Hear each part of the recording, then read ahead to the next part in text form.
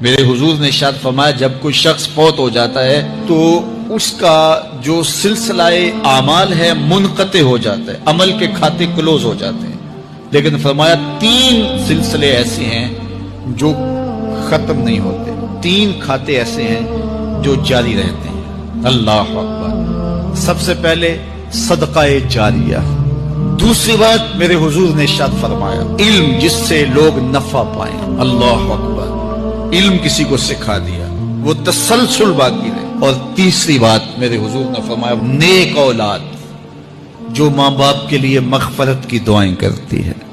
یہ صدقہ جاریہ ہے، یہ کبھی بھی ختم ہونے والا سلسلہ نہیں ہے۔ میں کہتا ہوں کہ اولاد اگر نیک ہے، اہتمام سے دعا نہیں بھی کرے گی تو دن میں کتنی مرتبہ کہے گی ربنا اغفر لی والوالدی، اے اللہ مجھے بھی بخش دے، میرے ماں باپ کی بھی مغفرت کر۔